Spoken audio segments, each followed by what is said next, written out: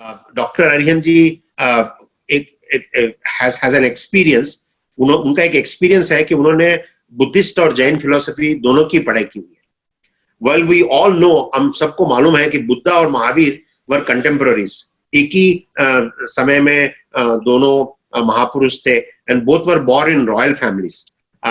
Little known whether they met, हमको नहीं मालूम कि क्या बुद्धा और महावीर कभी मिले थे, whether they know each other, क्या एक दूसरे को जानते थे, वी कैन ओनली इमेजिन, हम खाली सोच सकते हैं। Today, Dr. Arihant will speak on about the features of the ancient Prakrit language. हम लोग काफी देखते हैं कि जो भी हमारी श्लोक है, जैसे हमारे मंत्र है, वे काफी प्राकृत लैंग्वेज में है। मेरा ये भी सोचना है कि human being has first started communicating, and the language is the most important connectivity. Welcome, Dr. Arihant Jain. We are all eager to hear about views on Prakrit language and views on how the language has changed the human mankind. Welcome, Arihant. Thank you Ramesh ji, Neel ji, Rashmi ji और Jain foundation और ये ने जो ये Jain talk मंच मुझे दिया, इसके लिए बहुत बहुत धन्यवाद। और ये बहुत ही अच्छा इनिशिएटिव है आपका, मेरे ख्याल से 61st टॉक है, और ये एक बहुत बड़ी उपलब्धि है जैन टॉक की कि उन्होंने इतनी सारे विद्वानों को अपने मंच पर बुलाया और हम अनेक सभी लोगों को लाभान्वित किया है उन अनेक विषयों में। और सर्वप्रथम मैं मंगलाचरण से स्टार्ट करूंगा। णमो अरिहंताणं, णमो सिद्धाणं, णमो आयर्याणं, णमो ध्यायाणं, णमो लोय सवसाहूणम्, इंद सदवंदियाणं, तिहुअड़हिद मधुर विसद वक्काणं, अंतातीद गुणाणं, णमो जिणाणं जिद भवाणं, णमो जिणाणं जिद भवाणं। णमो जिणाणं सभी श्रोताओं को, सभी सुनने वालों को। और जैसा कि मैं बात कर रहा था इस सीरीज की, जैन टॉक की, जब नील जी ने मुझसे इस टॉक के लिए संपर्क किया तो उन्होंने विषय के बारे में पूछा, तो मैंने इनको एक दो सब्जेक्ट उनको बताए कि इस पर मैं बोलना चाहूंगा। तो शुरू में तो नील जी ने कहा कि शायद ये भारी हो जाएगा क्योंकि लोग अभी उतना अवेयर नहीं है इस सब्जेक्ट से, इस प्राकृत से, तो कहीं हमारी ऑडियंस को वो ना लगे, क्योंकि हमारी ऑडियंस बहुत यूथ है और इस तरीके का। तो मेरा ये मानना है कि अभी तक आपने जो 60 टॉक्स सुनी हैं और बड़े बड़े अच्छे अच्छे जो मूर्धन्य विद्वानों द्वारा आपने गहरे सिद्धांतों को, जैन धर्म पे गहरे सिद्धांतों को बहुत ही सरल भाषा में समझा है। तो ये जितने भी जैन सिद्धांत हैं उन सबका स्रोत क्या है, सोर्स क्या है? हमारी द्वादशांग वाणी है, हमारे आगम शास्त्र हैं, और आगम शास्त्रों में अंकित ये सिद्धांत किस भाषा में रचित है? तो वो भाषा है प्राकृत भाषा। तो बीइंग अ जैन और एक नॉर्मल नॉलेज के लिए भी हमें प्राकृत भाषा को जानना इसलिए आवश्यक है क्योंकि जब तक हम प्राकृत भाषा को नहीं जान पाएंगे तब तक हम उसके मर्म को, हमारी जो तत्व ज्ञान के मर्म को नहीं समझ पाएंगे। तो इसीलिए मैंने ये विषय रखा, और नील भाई ने कहा था कि बहुत ही आप सरल ढंग से इसको बताइएगा हमारी ऑडियंस को, तो मैं कोशिश करूंगा कि मैं बहुत ही सरल ढंग से आपको एक तरीके से प्राकृत से रूबरू करा सकूं अपने माध्यम से, और उसके फीचर्स से, उसकी महत्ता से, उसमें कितना सारा काम हुआ है उससे, तो जितना भी कोशिश करूंगा। क्योंकि ये जो भाषा होती है, भाषा सभी जानते हैं कि अपने जो मनोभावों की अभिव्यक्ति का एक सशक्त माध्यम है, और विश्व के साहित्य का तथा संस्कृति का अभिन्न संबंध भाषा से रहा। और अगर हम इसमें समाज को भी जोड़ लेते हैं तो भाषा, समाज और संस्कृति, इनका अभिन्न संबंध है, माने गाढ़ा संबंध है। क्योंकि कल्चर जो होता है, जो संस्कृति होती है, उसके अपने कोई पैर नहीं होते। ये सिर्फ भाषा और समाज के पैरों पर चलती है। अगर भाषा और समाज सशक्त होगा तो हमारा जो कल्चर है, संस्कृति का तीज भी दूर दूर तक फैलता जाए।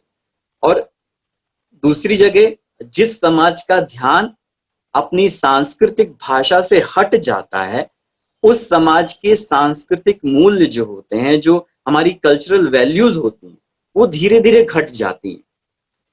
जैसा कि आज आप देख ही रहे हैं, जैसा सिनेरियो चल रहा है जिस तरीके का, तो इसलिए हमें जो लोक भाषा है, फोक लैंग्वेज, यही सांस्कृतिक मूल्यों की वाहक होती है, यही हमारी कल्चरल वैल्यूज को आगे ले जाती है। और यही कारण है कि भगवान महावीर ने अपने धर्म प्रचार का माध्यम प्राकृत भाषा को बनाया। तो मैं बात कर रहा था प्राकृत भाषा की, जैसा कि आपको मैंने बताया ही है। और भारत में हजारों भाषाएं हैं और बोलियां हैं। देखिए, भाषाएं हैं और बोलियां हैं, और प्रत्येक राष्ट्र में युगों युगों से जो भाषा और बोलियों का जो एक कंटिन्यूसली उसका एक प्रवाह चलता रहा है, ठीक है। और क्योंकि भाषा और बोली में अंतर होता है, भाषा और बोली में अंतर होता है। जैसे अगर बोली वो होती है जिसकी, अगर बहुत सरल भाषा में आपको समझाऊं तो बोली वो होती है जिसकी कोई ग्रामर नहीं होती, वो किसी ग्रामर से बंधी हुई नहीं होती है, वो लगातार चेंज भी होती रहती है। तो ये बोलियां कहलाती हैं, फोक लैंग्वेज इसको कहा जा सकता है। और भाषा क्या कहलाती है? भाषा जो ग्रामर से बंध जाए, जो व्याकरण से बंध जाए और एक साहित्य में रच जाए, वो भाषा कहलाने लगती है। लेकिन अगर देखा जाए तो भाषा और बोली, ये अगर इसके रूट पे जाया जाए, मूल में दोनों ही बोलियां हैं। लेकिन जब बोली साहित्य में रूढ़ हो जाती है, उसका लिटरेचर लिख जाता है, तब वही बोली भाषा कहलाने लगती है। तो इसमें आज जो हमारे जो भारतीय प्राचीन भाषाएं हैं, संस्कृत, प्राकृत, अपभ्रंश, पाली, ये सब जो प्राचीन भाषाएं हैं, इसका एक विशेष महत्व है। तो इसीलिए मैं आज आपको ये बताना चाहता हूं, क्योंकि देखिए, जो चीज हमें पता है उसको तो हम जानते ही हैं और उसके बारे में अपना ज्ञान वर्धन करते रहते हैं। लेकिन जिसके बारे में हमें बहुत ज्यादा पता नहीं है, क्योंकि हमें इसमें अवेयर होने की बहुत जरूरत है, तो इसीलिए इसका अपना एक विशेष महत्व है। हम जो नहीं जानते उसको जानने के लिए उसको जानना भी एक बहुत बड़ी बात है। तो ये भाषाएं जो होती हैं, ये जितनी भी प्राचीन भाषाएं, जैसे संस्कृत, प्राकृत और अपभ्रंश, पाली, ये भाषाएं भारतीय संस्कृति और साहित्य की आत्मा है। जैसे संस्कृत भाषा है, दैव भाषा संस्कृत, इसका विशाल साहित्य है और इसके महत्व से लगभग सभी लोग परिचित रहते ही हैं, क्योंकि इसका इतना प्रचार प्रसार होता है और लोग इसमें समर्पित भाव से लगे भी हुए हैं। लेकिन ये जो अति प्राचीन काल से जनभाषा का मतलब क्या होता है? जो आम जनता में बोली जाती है, जनभाषा। और इतना ही नहीं, इसको बहुजन भाषा, माने सबसे ज्यादा लोग जनभाषा में इसको प्रयोग करते हैं। कौन सी? मागधी, अर्धमागधी, शौरसेनी, महाराष्ट्री, अपभ्रंश, ये सब प्राकृत भाषा की ही शाखाएं हैं। तो इसमें जो इन भाषाओं में मागधी, अर्धमागधी, शौरसेनी, महाराष्ट्री, इसमें जीवंत प्राकृत भाषाओं और इसके विशाल साहित्य में भारतीय जनमानस उतना परिचित नहीं है। जबकि प्राचीन भारतीय ज्ञान विज्ञान हो गया, तत्व ज्ञान, संस्कृति, इतिहास और लोक परंपराओं में आदि के ज्ञान के लिए हमें प्राकृत भाषा और इसके जो विविध और विशाल साहित्य का अध्ययन करना बहुत आवश्यक है। हम जो हमारी प्राचीन भाषाओं में जो प्राकृत रही है, वो अनेक शताब्दियों तक भारतीय जन भाषा की प्रमुख भाषा रही है। और संपूर्ण भारतीय भाषाएं जितनी भी अभी भी चल रही हैं, इनका साहित्य, इतिहास, संस्कृति, परंपरा और लोक जीवन और जनगणमन इससे बहुत ही प्रभावित और ओतप्रोत रहा है। देखिए, इसका इतना प्रभाव रहा है कि सम्राट अशोक और कलिंग नरेश खारवेल ने भी अनेक प्राचीन शिलालेख प्राकृत भाषा और ब्राह्मी लिपि में खुदवाए। उन्होंने शिलालेख खुदवाए उसके, और इसको जिसको हम लोग देखते हैं अशोक के शिलालेख और खारवेल जो उदयगिरी खंडगिरी में है, उन्होंने वहां पर जितने भी शिलालेख आज जो प्राचीन संस्कृति का हिस्सा है हमारी बहुत, तो अब ये एक तरीके से हमारी भाषाओं के ऊपर, प्राकृत भाषा के ऊपर, हमारी प्राच्य भाषा जो प्राचीन भाषा के ऊपर एक तरीके से मैंने भूमिका रूप ये बातें कही हैं। अब हम थोड़ा प्राकृत पे आते हैं कि प्राकृत क्या है, प्राकृत शब्द का अर्थ क्या है, पहले तो ये जानते हैं। देखिए, प्राकृत शब्द का अर्थ अपने आप में है नेचुरल, स्वाभाविक, जन सामान्य।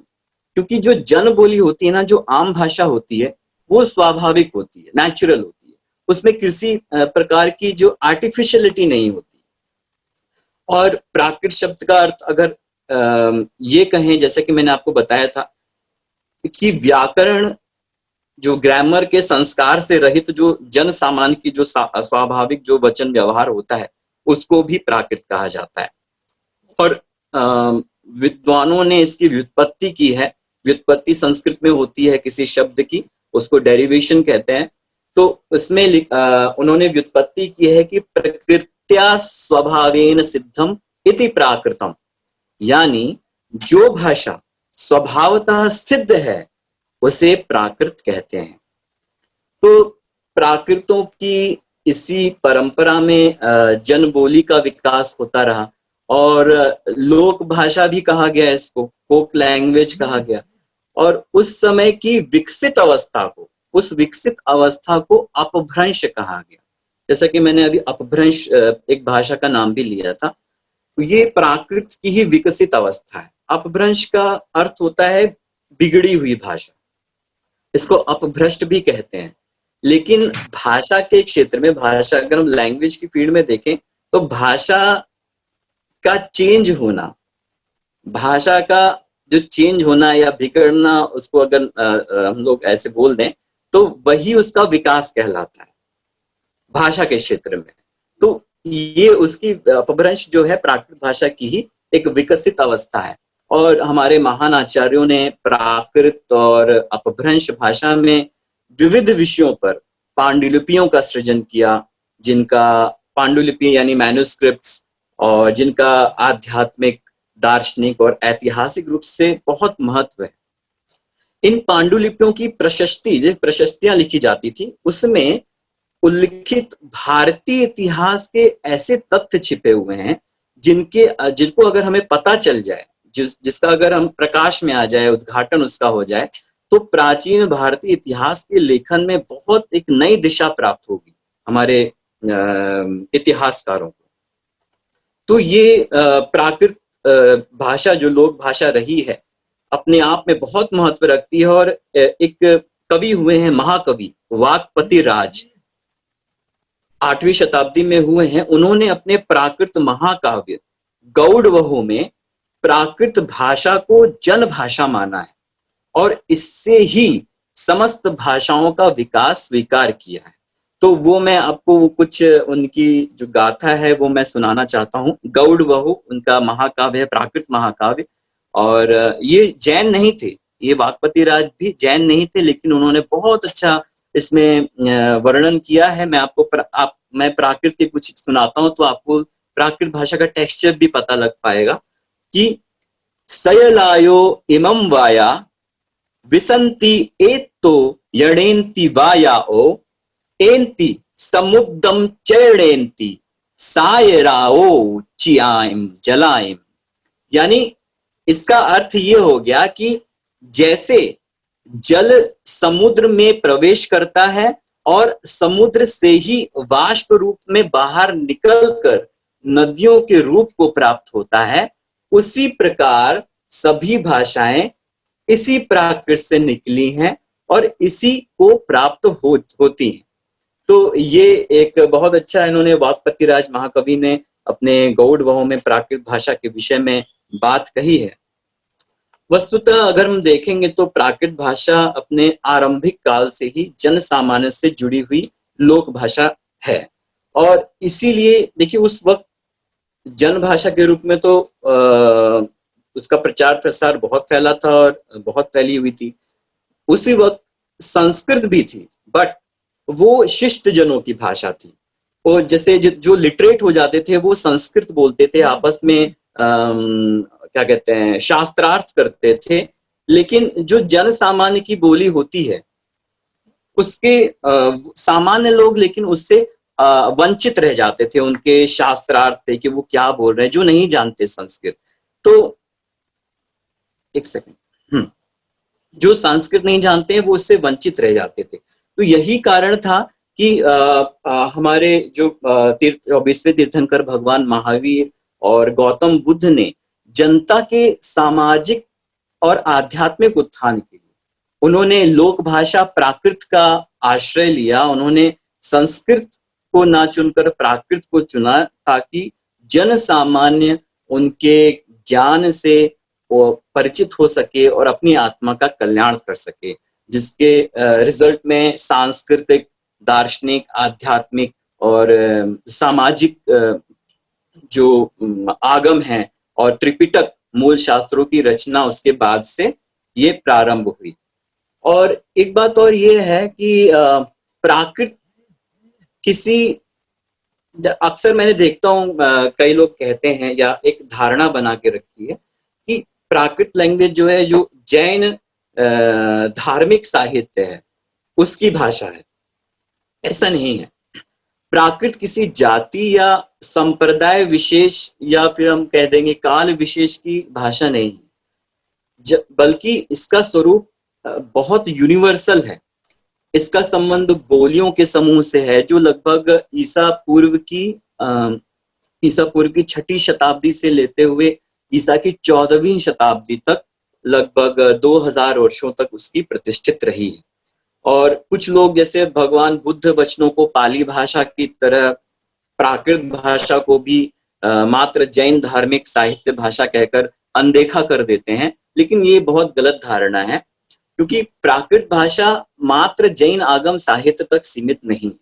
भले ही प्राकृत भाषा में प्रचुर जैन साहित्य लिखा गया है, लेकिन फिर भी सभी परंपराओं के जो भारतीय मनीषी हैं, विद्वान हैं, उनके द्वारा अनेक विषयों पर, अनेक टॉपिक्स पर प्राकृत में रचनाएं हुई हैं। उसमें हम देख सकते हैं व्याकरण हो गया, रस हो गया, छंद, अलंकार या योग, ज्योतिष, आयुर्वेद, राजनीति के जो पॉलिटिकल है और धर्म दर्शन, मैथमेटिक्स, ज्योग्राफी और जो नाटक वगैरह, प्लेज वगैरह लिखे जाते हैं उसको प्राकृत में सट्टक कहते हैं। और बहुत सारे श्रृंगार रस के भी महाकाव्य लिखे गए हैं और जो कि सभी प्राकृत भाषा में ही लिखे गए हैं और उपलब्ध भी हैं। जैसे मैंने अभी आपको गौड़ वहो वाक्पति राज, महाकवि वाक्पति राज की जो गाथा सुनाई है वो भी जैन नहीं है। और कवि हाल का एक गाथा सप्तशती, बहुत फेमस ग्रंथ है गाथा सप्तशती कवि हाल का, वो भी बहुत फेमस, वो भी प्राकृत भाषा में है।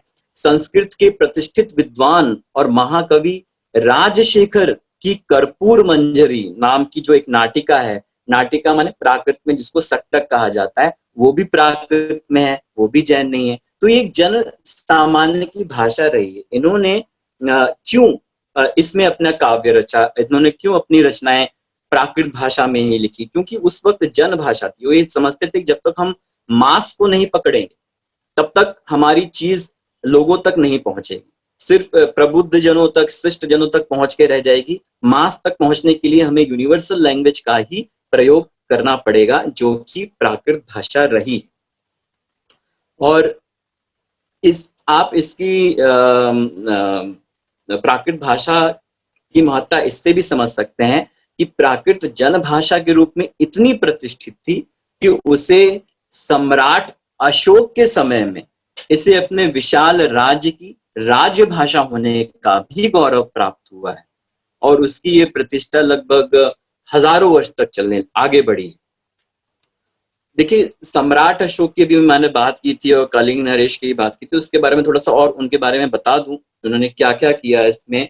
सम्राट अशोक ने भारत के विभिन्न भागों में जो अपने राज आदेश प्रचारित किए, उसमें उन्होंने 2 सशक्त माध्यमों को चुना। एक तो उन्होंने अपने समय की जो जनभाषा प्राकृत और ब्राह्मी लिपि, इन अभिलेखों को तैयार किया, और दूसरा उन्होंने, ताकि मैंने ये अभिलेखों को इसलिए तैयार किया क्योंकि जन जन तक उनकी बातें पहुंच सकती।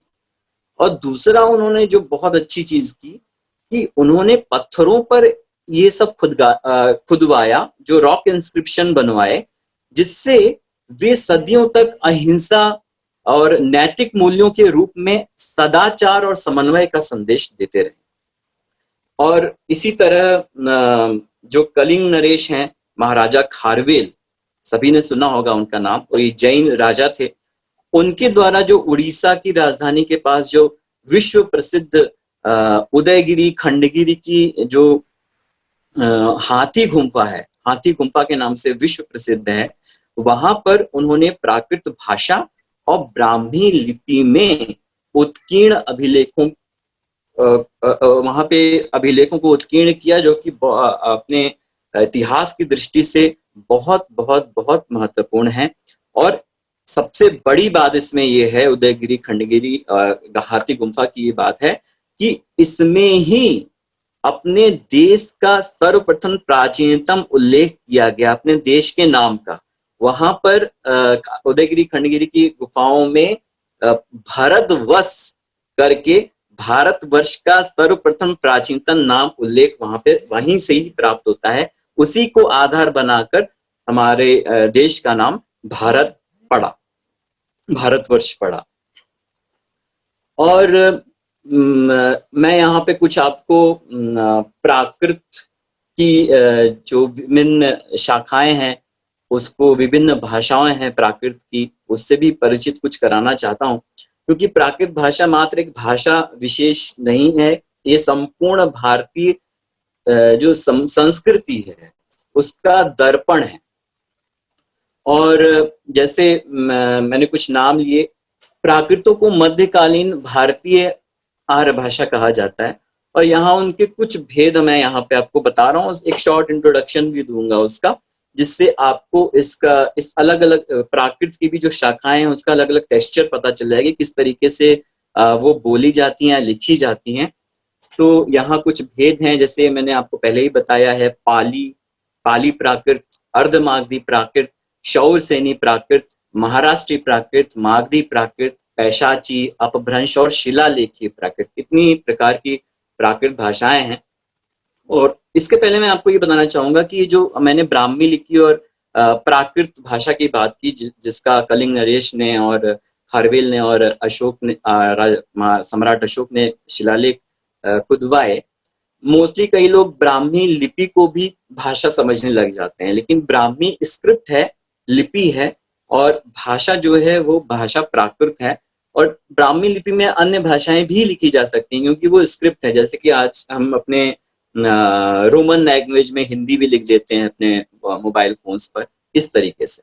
तो ये मैं कुछ उसका संक्षिप्त परिचय आपको दे देता हूं। जैसे पाली की बात की मैंने, देखिए, पाली को बौद्ध त्रिपिटकों से संबंधित ग्रंथों की मूल भाषा माना जाता है। पाली भी प्राकृत का ही हिस्सा है, उसी का अंश है। लेकिन जैसे जब हम शौरसेनी प्राकृत की बात करते हैं तो हमारा पूरा ध्यान दिगंबर परंपरा के साहित्य पे चला जाता है। जब हम अर्धमागधी की बात करते हैं तो हमारा पूरा ध्यान ये श्वेतांबर परंपरा के आगम साहित्य की ओर चला जाता है। उसी तरह जब हम पाली की बात करते हैं तो हमारा पूरा ध्यान बौद्ध बुद्धिज्म के ऊपर, उनके परंपरा के ऊपर चला जाता है, क्योंकि बुद्धिज्म जैनिज्म से इतर है दोनों श्रमण परंपरा, दोनों ही श्रमण परंपरा के हैं। लेकिन इसलिए पाली भाषा को अलग से देखा जाता है, अलग से उसकी महत्ता है, उस पे उनके त्रिपिटक लिखे गए हैं, लेकिन ये पाली भी प्राकृत का ही हिस्सा है। तो ये मगध में बोली जाती थी। मैं बताता हूँ इसके बारे में आपको कि पाली जो है ये भाषा प्राकृत भाषा का ही एक भेद है, और गौतम बुद्ध ने इसे अपने उपदेश का माध्यम बनाया था। इस दृष्टि से अगर हम देखें तो पाली भी प्राकृत है एक प्रकार की, और पाली में बौद्धों का बहुत बहुत विशाल साहित्य उपलब्ध है, इसलिए ये बौद्ध साहित्य तक ही सीमित देखी जाती है।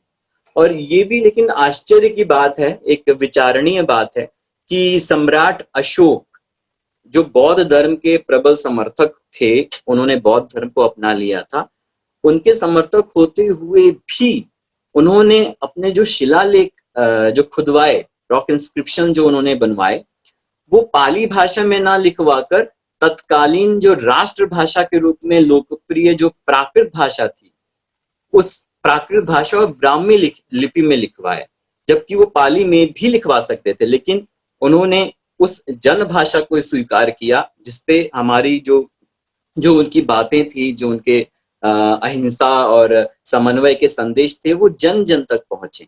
तो इससे भी ये सिद्ध होता है कि जो प्राकृत भाषा है अपने आप में बहुत ही महत्वपूर्ण और जन भाषा रही है।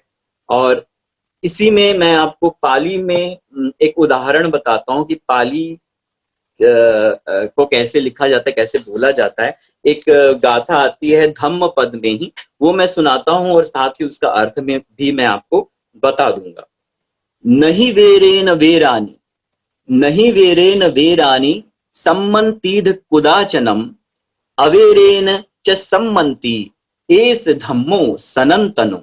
ये धम्म पद में आया है और इसका अर्थ है नहीं वेरेन वेरानी, यानी बैर से बैर कभी शांत नहीं होता, बैर से बैर कभी शांत नहीं होता। सम्मंतीध कुदाचना अवेरेन च सम्मंती एस धम्मो सनंतनो, यानी बैर से बैर कभी शांत नहीं होता, अपितु बैर जो अबैर जो होता है, अबैर यानी प्रेम, प्रेम से ही शांत होता है और यही शाश्वत नियम है। एस धम्मो सनंतनो, यही शाश्वत नियम है। तो इस तरीके से मैंने पाली भाषा का आपको बहुत ही शॉर्ट परिचय दिया और उसके एक उदाहरण भी बताया इस गाथा के जरिए धम्मपद की। और अभी इसके बाद मैं अर्धमागधी की बात करता हूं आपसे, अर्धमागधी प्राकृत की। जो अर्धमागधी प्राकृत को तीर्थंकर के उपदेशों की भाषा माना जाता है। इसी भाषा में श्वेतांबर परंपरा के आगम ग्रंथ उपलब्ध हैं, जो प्राचीन आर्य प्रदेश के जो आधे भाग में बोले जाने वाली भाषा को अर्धमागधी कहते थे।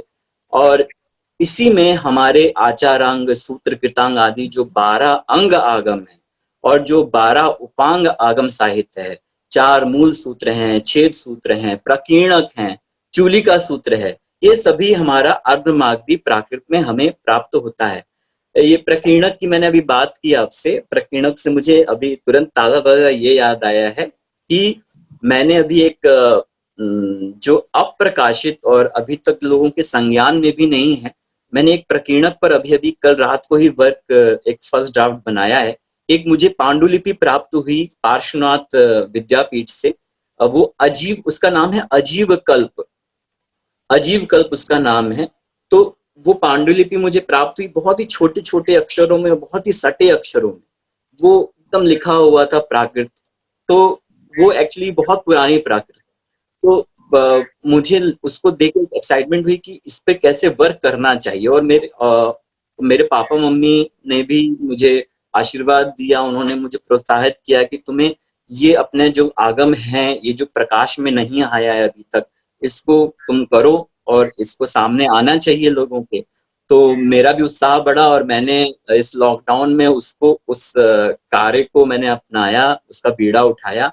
और मैंने फिर, क्योंकि क्या होता है कि आप एडिट तब तक नहीं कर सकते जब तक आपके पास उसकी जो कॉपीज होती हैं, जो अन्य कॉपीज होती हैं हस्तलिखित पांडुलिपियों की, वो जब तक ना हो साथ में तब तक बहुत मुश्किल हो जाती है। तो मैंने बहुत इधर उधर प्रयास किए। तो मुझे कोबा तीर्थ जो गुजरात में है, वहां पे महावीर अनुशीलन केंद्र है, वहां से मुझे 2 अलग अलग अजीव कल्प की प्रतियां लकीली मुझे प्राप्त हो गई। उन्होंने डिजिटल माध्यम से मुझे मेल कर दी और फिर मैंने उस पर वर्क स्टार्ट किया। और मैंने वो तीनों प्रतियों को मिला के एक जगह, कई जगह बहुत सारी त्रुटियां भी थी, कुछ समझ में भी नहीं आ रहा था। तो उसके लिए मैंने काफी स्टडी भी किया कि ये शब्द को क्या कहते हैं, इस शब्द को कैसे लिखा जाता है। तो फाइनली बहुत एक परिश्रम के बाद फाइनली कल ही रात को मैंने इसका फर्स्ट ड्राफ्ट फाइनल किया है। अजीव कल्प ये श्वेतांबर आगम का ही ग्रंथ है और मुनियों के आचार से रिलेटेड है। मुनियों को कैसा आचार करना चाहिए, जो साधु महाराज होते हैं हमारे। तो अभी प्रकीर्णक की बात आई तो मुझे ध्यान आ गई ये बात, तो मैंने सोचा आपसे शेयर कर दूं। जल्दी वो प्रकाशित होगी, लोगों के प्रकाश में आएगी और लोग जानेंगे। और जो आगे के विद्वान है उसमें और भी कुछ अपनी उसमें इनपुट दे सकते हैं।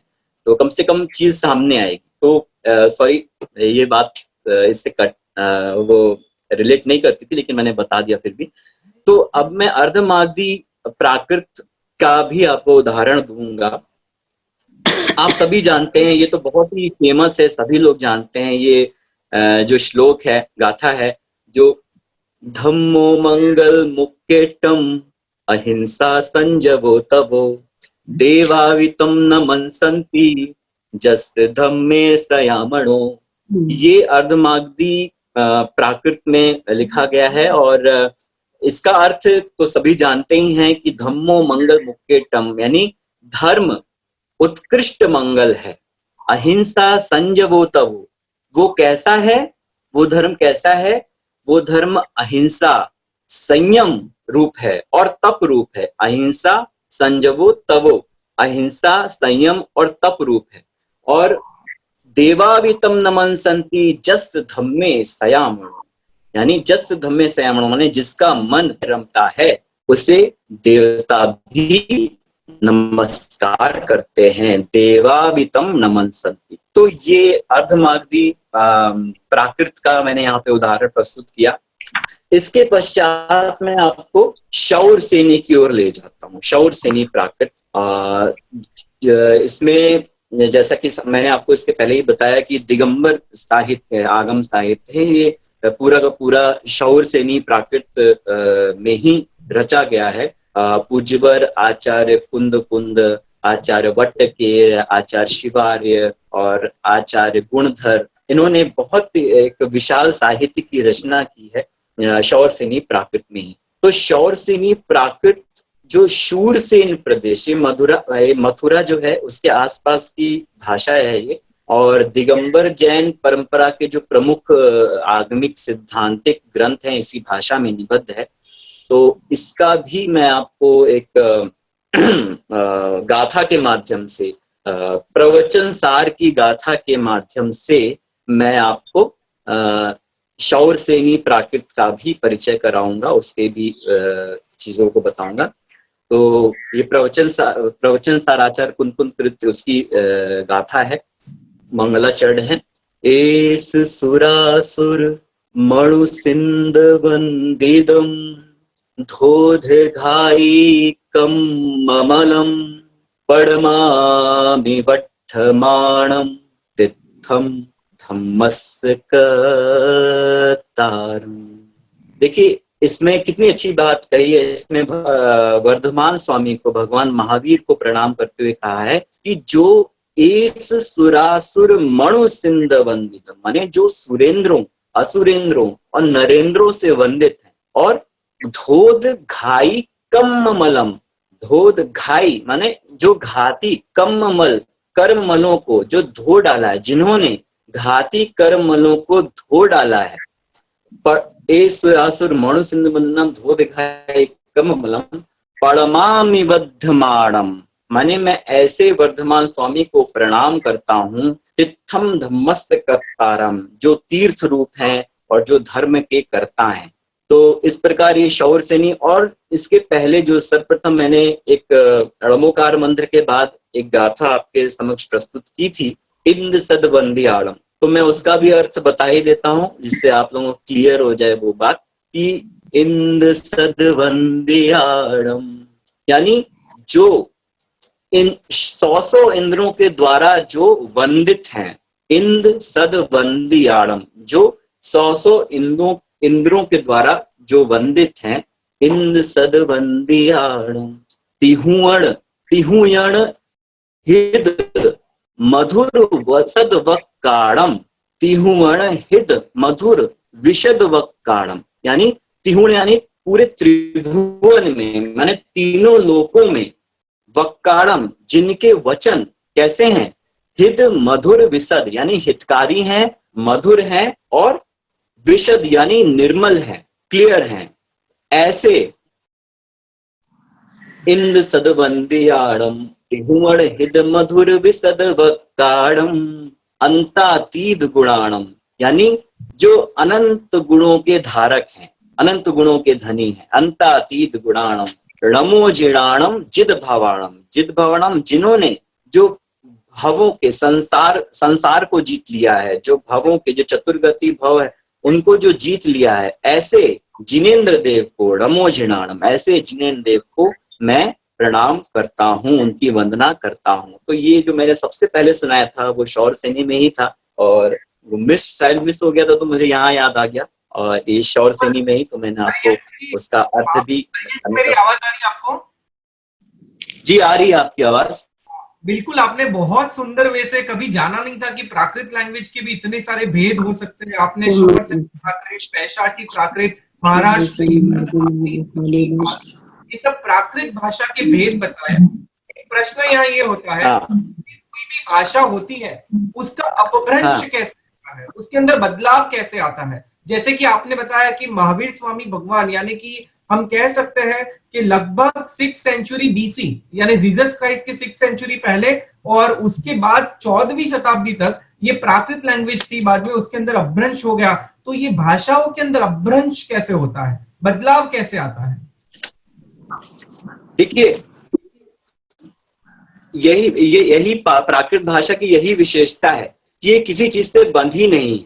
इसका ये लगातार एक पानी की तरह चलती रही। जैसे संस्कृत एक व्याकरणबद्ध हो गई तो उसका एक अलग अपना एक वर्चस्व हो गया और वो बंधी रही एक जगह। लेकिन जब प्राकृत की बात आई तो प्राकृत ने अपने स्वरूप को एकदम रिजिड नहीं किया। वो जहां जैसी गई वैसी उसकी, जैसे महाराष्ट्री, जैसे मैंने महाराष्ट्री प्राकृत की बात की, उसको सामान्य प्राकृत बोलते हैं। जैसे हम मथुरा साइड में शौर सेनी की बात की तो वहां गई तो वैसी हो गई। और देखिए, सामान्यतः ज्यादा इसमें नियम हैं, उस ग्रंथ हैं इसके प्रॉपर, अच्छे बड़े बड़े विद्वानों ने लिखे हैं। और इसका व्याकरण, अब तो व्याकरण भी इसका पूरा बन चुका है, क्योंकि अभी कई जगह इसकी पढ़ाई होती है। और तो व्याकरण के माध्यम से भी पढ़ाते हैं, सूत्रों के माध्यम से भी पढ़ाते हैं, और एक कई विधाएं इसकी स्टार्ट हो गई। तो जो अपभ्रंश की बात की आपने, तो ये मैंने आपको जैसे बताया कि प्राकृत भाषा धीरे धीरे आगे बढ़ी, लोगों ने इसको अपनाया और इसमें कुछ विकसित अपने जो व्याकरण संबंधी कुछ इसमें अपने चीजों को भी लगाया। धीरे धीरे यही चीज जो प्राकृत भाषा है धीरे धीरे उसका विकसित रूप होता गया और ये अपभ्रंश भाषा की ओर बढ़ गई। इसके कई सारे उदाहरण भी मिलते हैं, मैं आपको सुना सकता हूँ इसके अपभ्रंश भाषा के भी। नील भाई, if you can allow me one or two questions before this one, I am very interested on languages. Aryan जी, आपने बहुत ही अच्छा बताया पाली, ब्रह्मलिपि, अर्धमगधी, इन सब बारों के बारे में। बट मैं नील भाई से थोड़ा फॉरवर्ड जाता हूँ कि इंडियन कॉन्स्टिट्यूशन में 22 लैंग्वेजेस का जिक्र किया हुआ है, उसमें कहीं प्राकृत का मेंशन नहीं किया हुआ है। तो क्या हिंदी इज ऑफशूट ऑफ प्राकृत? नहीं, ऐसा नहीं है। हाँ, ये बिल्कुल आपने सही कहा कि अभी तक अनदेखा उसको किया जा रहा था, उसको, क्योंकि लोग अवेयर नहीं थे। और हम लोग को भी अवेयर करना चाहिए था, क्योंकि हम लोग खुद ही इसमें इन्वॉल्व नहीं है। तो फिर जब हम लोग ही ध्यान नहीं रखेंगे, दूसरा कैसे ध्यान रखेगा। लेकिन अभी तो जैसे नई शिक्षा नीति आई है, इसमें जो 22 लैंग्वेजेस इंडियंस की कॉन्स्टिट्यूशन में है, उसमें कहीं भी प्राकृत का मेंशन ही नहीं है। नहीं, लेकिन अब ये हो रहा है। देखिए, अभी नई शिक्षा नीति अभी 2 दिन पहले फाइनल हुई है और उसमें ये आया है कि जो भी हमारी प्राच्य भाषाएं हैं जो प्राकृत हो गई, तो इसको अलग से स्थान दिया जाएगा। इसके लिए अलग से संस्थान खुलवाए जाएंगे जिससे लोग इनको सीखें, क्योंकि जितना भी हमारा तत्व ज्ञान और जितनी भी चीजें हैं या हमारी फिलॉसफी है, इसका एक विशाल साहित्य है। और अगर इसको जब तक स्थान नहीं दिया गया तब तक जब तक ये उपेक्षित रहेगी तब तक इसको। लेकिन ये प्रॉब्लम आपने जो बताई है, ये हमें आगे तक, ये यही कारण है कि हमें इसके लिए अवेयर होना पड़ेगा। और ये सिर्फ ऐसा नहीं है कि हम लोग दूसरे के ऊपर छोड़ते हैं, इसका खुद बीड़ा उठाना पड़ेगा, तभी हम लोग इसको आगे तक लेंगे। बनारस में है, मैं आपको काट रहा हूँ कि मेरे पास प्रश्न और भी है। आप तो बनारस में है, तो आपको कम से कम भाषाओं की ये भी है। हमारे साउथ में तो हिंदी भी लोग भूल जा रहे हैं। तो जी, प्राकृतिक तो वापस मातृभाषा के हिसाब से पढ़ने की तो बहुत ही दूर की सपना रही। मेरा दूसरा प्रश्न है कि आप दुनिया भर में देखिए, स्क्रिप्ट बहुत अलग अलग है। जैसे कि चाइना में देखिए कि भाषा एक ही है, मैंड्रिन, और उसकी थोड़ी सी अलग भाषा है तो कैंटोनीज है हांगकांग में। लेकिन इंडिया ही ऐसा एक देश क्यों है जिसकी इतनी प्रांत प्रांत की अलग अलग भाषाएं, एक्सेप्ट यूरोप के अलावा, ऐसा क्यों? देखिए, ये हमारी जो यही डाइवर्सिटी का हमारा उदाहरण है कि हम लोग अलग अलग जगह अलग अलग चीजों को हमारी एक, देखिए मैंने आपको जैसे पहले ही बताया था, ये बात सबसे शुरू में बताई थी, जो हमारी जो भाषा और ये जो हमारी संस्कृति होती है, भाषा और समाज के ही पैरों पर चलती है। तो भाषा समाज अलग अलग जगह का अलग अलग एक कल्चर है, अलग अलग चीजें हैं। अब जो आप जैसे कुछ शब्द हैं, जैसे आप मुंबई में हैं तो वहां पर जैसे लौकी, जो लौकी है उसको दूधी बोला जाता है, हमारे यहाँ उसी को लौकी बोला जाता है, कहीं उसको घिया बोला जाता है। तो यही इसकी अपनी विशेषता होती है कि हमारे भारत की जो अलग अलग भाषाएं हैं, इतनी सारी भाषाएं, हजारों भाषाएं, अगर आप गिनने बैठोगे तो बहुत सारी होगी बोलियों के साथ। चलो, ब्यूटी इन डाइवर्सिटी। बट ऐसा उल्लेख आता है कि हिस्टोरिकली ऐसा उल्लेख आता है कि Indian oldest language is Tamil, but there is no mentioning of Prakrit और any other oldest language. Is Tamil is also part of Prakrit? देखिए, हाँ, उसको भी हम कह सकते हैं, क्योंकि जितने भी, देखिए मैंने अभी आपको कुछ बता दूं मैं कि मैंने एक डॉक्यूमेंट्री फिल्म अभी कुछ साल पहले बनाई थी, श्रवण बेलगोल, आपने नाम सुना होगा, भगवान गोमकेश्वर बाहुबली की जगह है। तो वहां का मुझे एक प्रोजेक्ट मिला था, मैंने एक डॉक्यूमेंट्री फिल्म वहां पे, रिसर्च डॉक्यूमेंट्री फिल्म बनाई। मुझे वहां पे रहने का भी अवसर प्राप्त हुआ, लगभग 2 महीने रिसर्च की उसके बारे में, और वहां पे लगभग 700 रॉक इंस्क्रिप्शंस हैं, और वो कन्नड़ लिपि में है और प्राकृत भाषा में। देखिए, तमिल हो गई या कन्नड़ लिपि हो गई, इस लिपि में है, लेकिन भाषा उसकी, जितने भी आप अभी तक प्राचीनतम जितने भी शिलालेख अभी तक प्राप्त हुए हैं, उसमें से कोई भी संस्कृत का नहीं है, सारे के सारे प्राकृत भाषा के ही हैं। ये भी आप ध्यान रखिएगा कि जितने भी शिलालेख, प्राचीन शिलालेख प्राप्त हुए, वो सारे के सारे प्राकृत भाषा में ही मिले, भले उसकी लिपियां अलग हो, चाहे कन्नड़ लिपि में हो, चाहे ब्राह्मणी लिपि में। कहना है कि स्क्रिप्ट अलग है, लैंग्वेज प्राकृत है। जी जी जी, बिल्कुल। ठीक है, एक लास्ट मेरा प्रश्न है नील भाई के बिना, क्या लगता है कि अपना इधर इतना सांस्कृतिक रखे, क्या जैसे जर्मनी ने लैंग्वेज के लिए मैक्स मुलर भवन बनाया, फ्रांस ने अलियंस फ्रेंचाइज बनाया, इंडिया का ऐसा भाषा के लिए इतना संस्कृत प्राकृत अपना इतना भाषा का हिस्टोरिकल हिस्ट्री रखते हुए, क्या हमने कभी ये नहीं सोचा कि हमारा लैंग्वेज भी पूरी दुनिया में सब लोगों तक पहुंचाए? जैसे ये लोग इधर इंडिया में इतने मैक्स मुलर भवन है, अलियंस फ्रांसिस है फ्रांस के लिए, इसके ऊपर आपके विचार? सर देखिए, आपने बात सही कही है, ये एक बहुत बड़ी विडंबना है कि बाकी के लोग जब इंडिया आते हैं, या अपनी भाषा अपनी संस्कृति को के प्रति उनका एक गौरव रहता है ना, और अपनी भाषा में, जैसे मैं सेमिनार्स में भी जाता हूँ, कॉन्फ्रेंसेस में भी जाता हूँ, जब इंटरनेशनल कॉन्फ्रेंसेस होते हैं तो वो लोग अपनी भाषा, ना कि जरूरी नहीं है कि वो इंग्लिश में ही बोलेंगे, वो जैसे जर्मन है, कोई अरेबिक बोल रहा है तो हम लोग ट्रांसलेटर के जरिए सुनते हैं, लेकिन हम लोग एक होते हैं जो जहां जाते हैं तो हम लोग सोचते हैं उसी की भाषा में, अंग्रेजी में बोलें या ऐसा।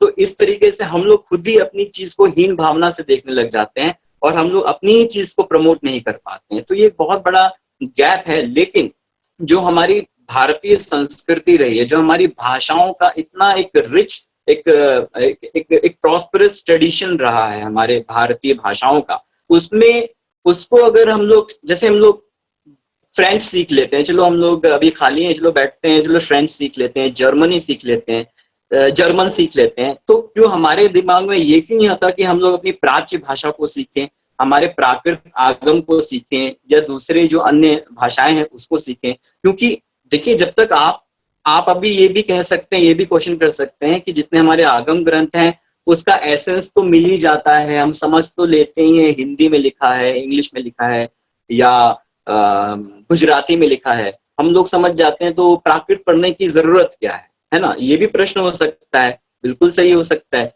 लेकिन ओरिजिनलिटी और डुप्लीकेट्स में बहुत बड़ा अंतर होता है।